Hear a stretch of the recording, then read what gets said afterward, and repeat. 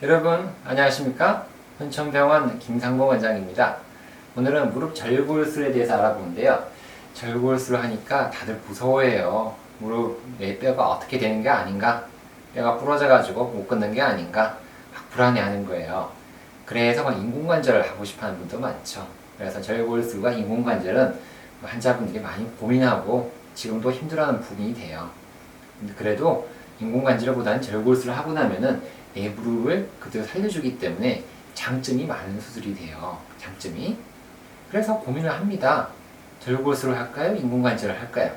라고 많이 물어보는데 오늘은 절골술에 대한 임상적 대상, 그리고 안 좋은 예후, 그리고 금기에 대해서 알아볼까 해요. 어떤 경우 수술해야 될까요? 절골술의 대상은 아프면 다 해야 될까요? 그렇지가 않죠. 임상적으로 봤을 때 우리가 일단 대상은 통증이 대퇴경골 관절 라인에 국한된 경우에 수술하는 것이 좋다 그래요. 대퇴골이 이렇게 있죠. 그리고 이렇게 비골이 이렇게 있고 이렇게 있습니다. 근데 통증이 여기 있으면 여기 있는 것은 그렇게 좋지가 않아요.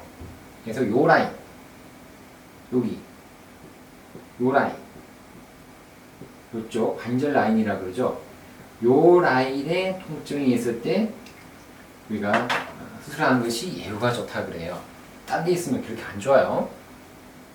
여기 있을 때 하는 게 좋아요. 종아리가 아프다 그래요. 종아리가 아프다, 무릎 뒤가 이상하게 아프다, 그런 경우는 그렇게 좋은 예후가 아니에요. 종아리가 땡긴다, 정강이가 아프다, 그보다는 요 라인이 아파야 된다는 거예요. 또 각도는 우리가 어느 정도는 나와야 돼요. 우리가 어느 정도 90도, 100도 이야기해요. 최소 90도, 100도 이상 정도는 나와줘야 수술하고 나서 예후가 좋은 거예요. 각도가 뻣뻣한 사람들은 수술적 대상이 안 돼요. 그리고 또 인대 상태가 좋아야 돼요. 정상적인 인대가 있어야 된다. 그래서 전방 십자인대 8이라든지 후방 십자인대 8이 있으면 그렇게 좋지는 않아요. 하지만 전방과 후방 십자인대 8이 있다 하더라도 금기사항은 아니에요. 금기사항은 아니에요. 인대가 있으면 결과는 더 좋다라고 이야기하는 거지, 이것 때문에 못할 상황은 안 되겠습니다. 왜 그러냐 그러면 이게 절골술을 할 수밖에 없는 상황인 거예요. 벌써 관절염이 심해졌기 때문에, 다리가 휘어져 있기 때문에. 근데 전방 십자인대 파열이 생긴 거예요. 전후 관계를 보면은 전방이 먼저 파열된 거예요. 전방이 파열되고 그 다음에 안쪽에 있는 연골이 파열되면서 무릎이 휘어지는 관절염이 생긴 거예요. 전방 파열, 그 다음에 연골. 연골 파열. 그러면서 이게 다리가 오다리 변형이 온 거예요.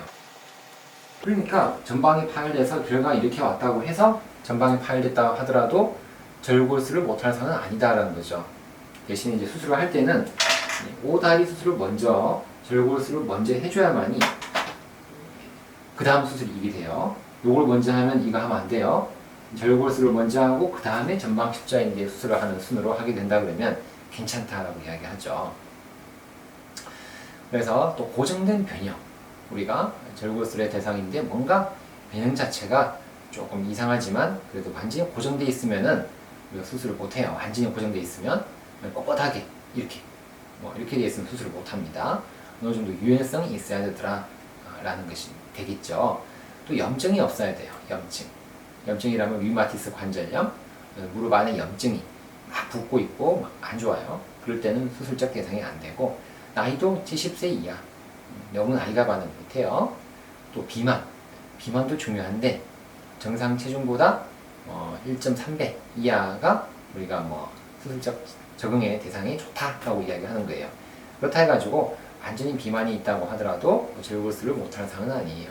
비만 자체는 우리가 무릎 절골술이 아니라 인공관절까지도 모든 수술에서 그렇게 좋은 결과를 나타내지는 않아요.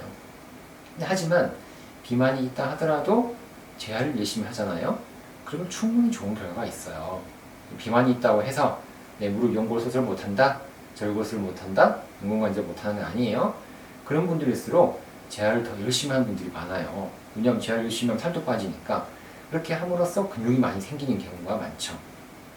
그래서 비만과 빼빼 마른 것도 안 좋아요. 빼빼 마른 것도 안 좋으니까 적절한 것이 제일 좋겠죠. 또 절골술의 대상은 우리가 엑스레이를 보고 판단을 해요. 엑스레이를 병원 엑스레이 다 찍잖아요. 찍을 때 우리가 반드시 서서 찍어야 돼요. 서서 찍고 전장을 다 찍어보는 그런 엑스레이가 필요합니다. 하지 전장 엑스레이가 필요합니다.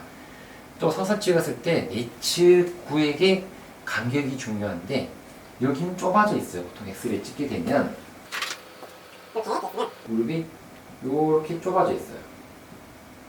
한쪽은 좁아져 있고 바깥쪽은 넓어져 있죠. 이런 식으로 좀 넓어져 있는 경우가 많아요. 또는 외측은 정상인데 여기만 좁아져 있는 경우도 있고요. 이런 경우가 있죠.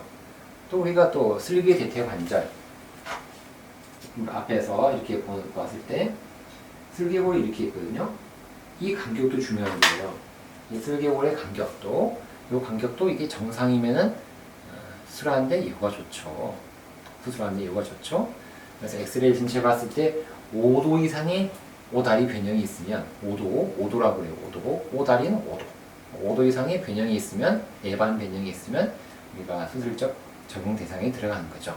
요약을 해보면 내측 구획이 좁아졌고 바깥쪽 구획은 정상이고 슬개 대퇴 관절도 정상이고 그리고 다리가 5도 이상 휘어져 있으면 엑스레이 보고 수술적 적용 대상이 들어가는 거예요. 적용 대상이 이해되시죠? 그런데 반론의 여지가 있어요. 이게 과연 절골술의 대상이 되느냐 안 되느냐 하는 애매모호한 어떤 병원에 가면 절골술 해야 됩니다 라고 이야기하고 어떤 병원 가면 안 해도 되네요 라고 하는 애매모호한 경우가 있거든요. 그런 경우 좀 알아볼게요. 슬개 대퇴 관절염, 여기에 관절염이 있는 거예요. 여기 관절염이 있으면 여기가 뭐 울퉁불퉁해져요. 여기도 이렇게. 이런 경우 수술을 해야 될까 안 해야 될까 라고 물어보는데 이런 경우도 좀 애매모호하죠. 그래서 절골술을 할 때 요거 하면서 여기가 좀 더 아파지는 경우가 있거든요. 그래서 만약에 안 좋다 그러면 수술의 대상이 안 되겠죠. 하지만 여기 안 좋을 때 여기다가 줄기세포, 카티스템 등등을 같이 하면 여기도 같이 좋아질 수가 있어요. 그러니까 꼭 금기사항은 아니다 하는 거죠. 그래서 안 좋을 때는 앞쪽도 줄기세포 같이 하자. 그러면 좋아질 수 있다는 거죠. 경미한 슬개 대퇴 관절염은 이후에 큰 영향을 미치지 않죠. 그리고 또 각도가 100도인데 100도에서 완전 구부러지는 게 더 안 된다는 거죠. 그렇게 되면 수술을 해야 되냐라고 하는데 이것도 반론거리가 있죠. 그래서 어쨌든 간에 각도가 많이 나오면 예후는 좋아요. 또 안 펴지는 거, 이 정도에서 다 펴져야 돼, 이 정도에서 굳어 있어요. 이런 경우도 우리가 과연 수술을 못할까 라고 이야기하는데 수술 잘하고요. 이런 경우도 수술 쭉 잘해서 좀 잘하고 그 다음에 펴는 거 재활을 열심히 해야 돼. 재활을 열심히 하면 천천히 펴져요. 그래서 보통은 절골술을 하게 되면은 무릎이 좀 더 다 안 펴지는 경우가 생겨요. 잘 모르겠으면 이전 영상에 제가 올린 게 있으니까 보세요. 신전 제한이 좀 생긴다 그래요. 어쩔 수 없이 뒤쪽이 늘어나니까 좀 생긴다 그러는데 자 그래서 여기 신전 제한인데 그렇다 해서 수술을 못할 건 아니라는 거죠. 그래서 충분히 수술 잘 해주고요. 그 다음에 무릎 펴서 고정을 해주는 거예요. 수술할 때도. 그 다음에 수술하고도 좀 남아있는 신전 제한은 눌러주기 잘해주면 펴집니다. 노력하면 펴져요. 또 70세 왔다 갔다 하는 건데 70세, 71세, 69세 왔다 갔다 하는 분들은 수술을 해야 될까 말아야 될까요? 하는 건데 어쨌든 할 수도 있고 안 할 수도 있겠습니다. 하지만 통상적으로는 70세 넘어가면 수술은 안 좋죠. 70세 이전에 절골술을 하는 게 좋더라 라고 합니다. 비만 이야기했죠. 여성 비만 여성이 또 그렇죠. 남성이 비만인 경우보다는 여성 비만이 좀 더 안 좋죠. 왜냐하면 근육량이 부족해서 그래요. 근육량이. 그런 것도 하지만 수술을 못하는 대상은 아니다. 재활만 잘한다 그러면 충분히 좋은 결과가 있으니까 왔다 갔다 하는 거예요. 그래서 이 경우는 환자분들마다 물어보는 게 어떤 병원 가면 수술하세요 라고 이야기하고 어떤 병원 가면 수술 안 해도 된다라고 이야기하는 거예요. 그래서 환자분들은 똑같은 답을 원해요. 똑같은 답을 수학공식 답처럼 똑같은 답을 원하는데 사람 몸이란 게 똑같은 답이 나오지가 않아요. 딱 똑같지가 않아요. 그래서 다 맞는 말이에요. 그래서 하라고 하는 말도 맞고 그냥 지켜보라고 하는 말도 맞으니까 다 맞는 말이고 그에 대해서 내가 제일 신뢰가 가는 병원에 가서 치료를 잘 하시면 되겠죠. 절골술의 금기 좀 알아보면 애매모호한 무릎 통증이에요. 어디가 아픈지 몰라요.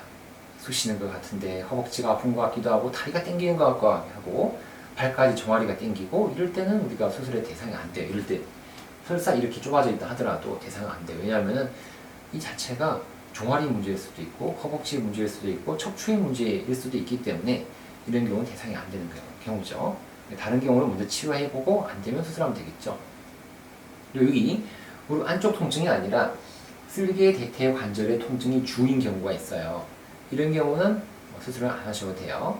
여기는 그냥 약 먹고 주사 치료하면서 경과 보면 되겠죠. 나중에 안쪽이 아파지면 수술하면 된다는 거예요. 굳이 앞쪽이 아픈데 안쪽 안 아픈데 수술의 대상은 아니다. 근기라고 보면 되겠죠. 기저염증 질환, 류마티스 관절염, 여러 가지 또 발행막 질환, 면역 질환 등이 있으면 수술적 대상이 안 되겠죠. 환자의 기대치라 그러는데 비현실적으로 환자의 기대치가 너무 높아요. 너무 높아요. 수술하고 난 다음에 한 개도 안 아프고 축구, 야구 다 잘하고 댄스, 여러 가지 필라테스 다 잘하는데 한 개도 안 아픈 걸 바라시는데 그거는 수술은 없죠. 그렇게 좋은 수술은 그런 수술은 없어요. 세상에. 인공관절도 마찬가지고 간단한 연골 수술도 마찬가지예요. 어느 정도 아파요. 그러니까 비현실적으로 너무 높은 기대를 가지고 있으면 수술에는 대상은 되지가 않아요. 환자 기대치가 좀 낮아진다면 수술하는 게 맞겠죠. 기대치를 좀 낮춰라 라고 이야기합니다. 그래서 안 좋은 예후를 좀 알아보죠. 안 좋은 예후는 일단 70세 이상이에요. 나이가 많으면 안 좋고, 그리고 또 바깥에 관절염이 없어야 되는데 바깥쪽에 관절염이 3단계 이상, 4단계가 제일 안 좋아요. 3단계 이상의 관절염이 있으면 예후가 안 좋아요. 또 내측 구획인데 여기가 엑스레이 상에서 뽀뽀하고 있는 거. 엑스레이 봤을 때 딱 달라붙었죠. 이렇게. 딱 달라붙어 있는 경우가 있어요. 깻잎 한 장 안 들어가고 종이 한 장 안 들어가게 딱 달라붙어 있는 경우를 우리가 엑스레이 4단계라고 그래요. 엑스레이 4단계. 4단계. 이걸 우리 KL 그레이드로 그래요. KL. 뽀뽀하고 있으면 이렇게 하고 있으면 예후가 안 좋아요. 이런 경우는 이전에 수술해야 돼요.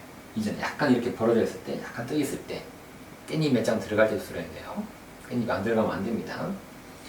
그리고 또 이게 교정각이 20도 이상 되면 안 좋아요. 제가 봐서는 15도 이상 넘어가면 그렇게 안 좋거든요. 20도는 제일 마지막 선이에요.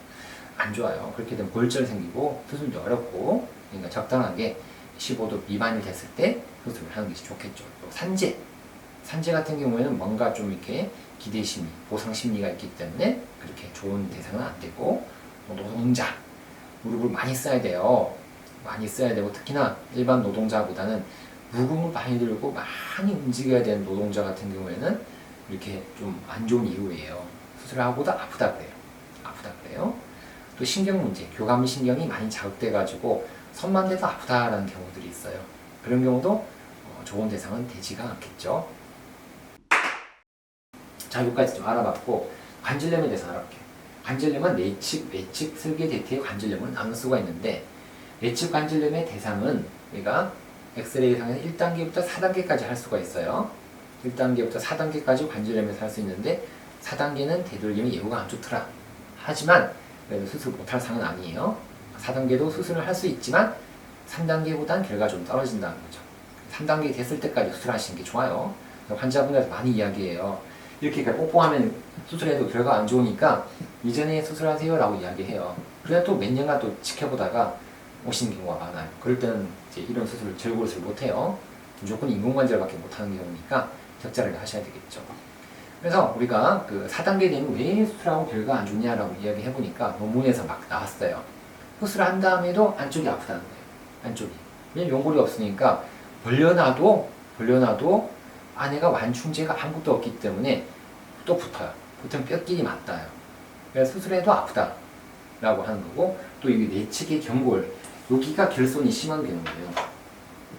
여기가 이렇게 안 좋을 때는 대퇴골보다 경골 결손이 심할 때는 더 안 좋더라. 이런 경우가 돼 있으면은 절골술보다는 인공관절을 하는 게 낫겠죠. 인공관절. 외측 관절염 MRI 통해서 확인을 해보는 건데요. 동반된 다른 질환이 없는지 꼭 확인을 하셔야 돼요. 그래서 외측 연골판에, 외측 반월상 연골의 파열을 확인하셔야 돼요. 뭐 파열이 많이 있으면 안 좋아요. 그래서 증상이 없는 경도의 외측 관절염이 있으면 1, 2단계 정도 있으면 절골술 하더라도 결과에 영향을 미치지가 않아요. 1, 2단계는 수술하셔도 됩니다. 괜찮아요. 또 원판형 연골 자체가 이게 원판형으로 커요. 초승달이 아니라 아니라 원판형으로 크면은 이게 수술하고 난 다음에도 안 좋은 결과가 있을 거로 예상이 좀 돼요. 그래서 원판형 연골이나 관절염이 없으면 예후가 좋더라. 하지만 원판형 연골도 제가 수술해 보니까 적절하게 잘 옮겨주고 관리 잘하면 원판형 연골도 파열이 안 되는 경우가 많아요. 무조건 안 된다라는 건 아니죠. 좀 안 좋을 수 있다 라는 거죠. 안 좋을 수 있다. 자, 다음은 슬개 대퇴 관절염인데요. 슬개 대퇴 관절염은 슬개골과 대퇴골 사이가 관절염이 울퉁불퉁한 것을 이야기합니다. 근데 우리가 개방형 절골술, 지금 하고 있는 근위경골 절골술을 하게 되면은 이게 슬개골이 밑으로 좀 압력이 증가되게 돼요. 밑으로 당겨지거든요. 그래서 슬개골의 하방전이라고 해요. 하방전이 밑으로 당겨지는 힘이 가해지니까 여기 아무래도 압력이 증가되겠죠. 아무래도 그렇잖아. 밑으로 이렇게 쭉 당기면 어떻게 돼? 옷을 여기가 스쳐지잖아요. 압력이 증가되는 경우가 되겠죠. 이 이유는 다음에 설명할게요. 어쨌든 간에 이렇게 되면 여기가 안 좋아요. 그러니까 앞에 관절염이 심하면은 우리가 수술적 치료가 절골술이 좀 힘들어요. 하지만 어느 정도 심해도 수술하면서 우리가 여기 줄기세포도 같이 해주게 되거든요. 그러면 괜찮아요. 같이 해주는 거예요.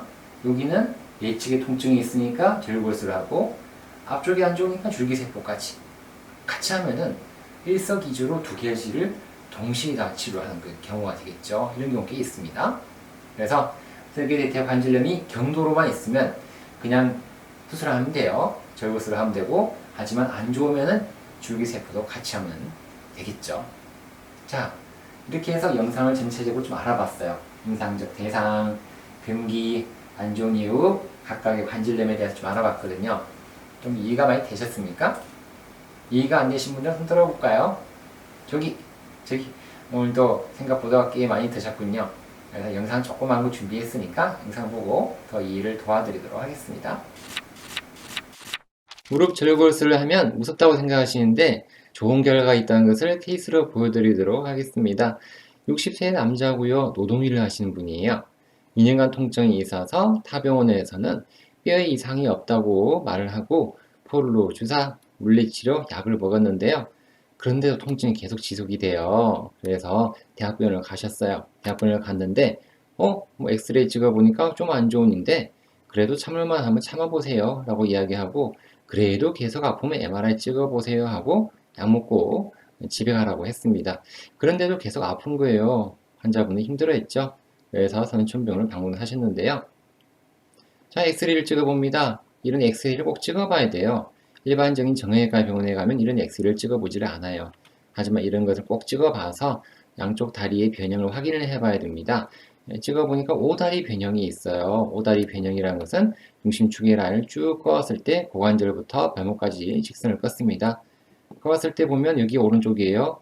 오른쪽을 보면 노란색 선이 그리고 중심보다 안쪽으로 지나가죠. 그러면 오다리 내반 변형이다 라고 이야기를 합니다. 오른쪽은 5도 정도 휘어졌죠. 5도 정도 이렇게 휘어지고 왼쪽 같은 경우에는 더 안쪽으로 지나가죠. 7도 정도 휘어진 경우가 되겠죠. 7도면 더 많이 휘어졌죠. 오른쪽보다. 그리고 또 엑스레이를 보면은 오른쪽은 뭐 간격이 괜찮아요. 괜찮은데 왼쪽 같은 경우에는 여기가 많이 좁아졌죠. 이런 경우가 우리의 관절염의 3단계다 라고 이야기하는데요. 그래서 요 KL 그레이드라 그래요. 캘그렌 로렌스 그레이드 3라고 이야기하는데요. 완전히 달라붙은 뽀뽀하면 4단계라 그랬잖아요. 4단계 되면 수술하면 예후가 안 좋으니까 3단계까지 됐을 때 절골술 수술하는 것이 예후가 좋아요. 여기는 우리가 그래도 깻잎은 몇 장 들어가겠죠? 이 정도면 5장 들어가나요? MRI 찍어보는데요. 4단계 관절염이에요. 엑스레이는 3단계였는데 MRI 찍어보니까 4단계예요. 4단계라는 것은 뼈에 붙은 연골 여기죠.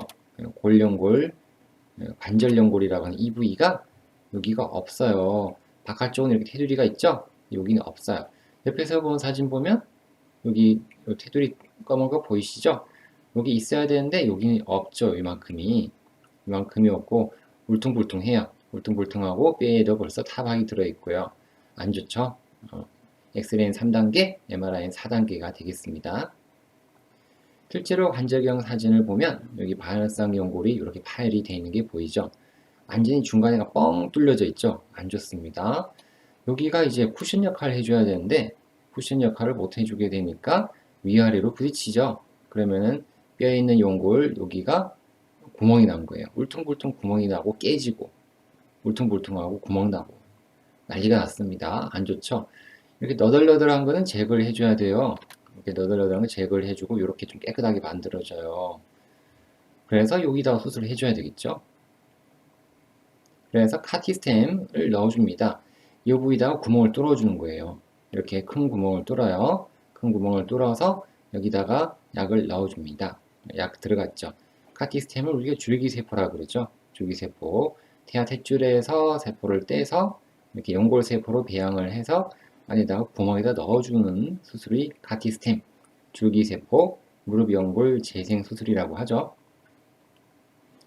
자, 절골술은 같이 해야 됩니다. 다리가 안쪽으로 이렇게 좁아져 있기 때문에 이렇게 벌려주는 거예요.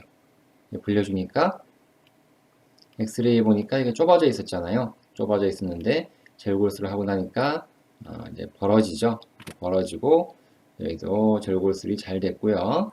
여기도 카티스템이 들어가 있죠. 이렇게 구멍에 이렇게 구멍 내에서 약 들어간 거 보이시나요? 약이 잘 들어가 있어요.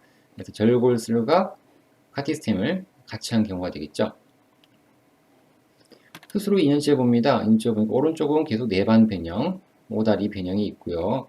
왼쪽 같은 경우에는 중심선의 라인이 가운데보다 밖으로 빠져나가죠. 65% 라인 정도 지나가는데요. 이렇게 들어가면 내려가면 상당히 예후가 좋아요.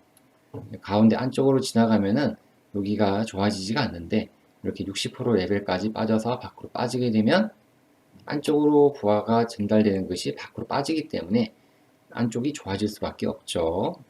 그렇다 해서 너무 밖으로 빼면 바깥쪽이 안 좋아지니까 이 정도 적절하게 잘 빼야 되겠습니다. 잘 내려갑니다. 아주 좋죠?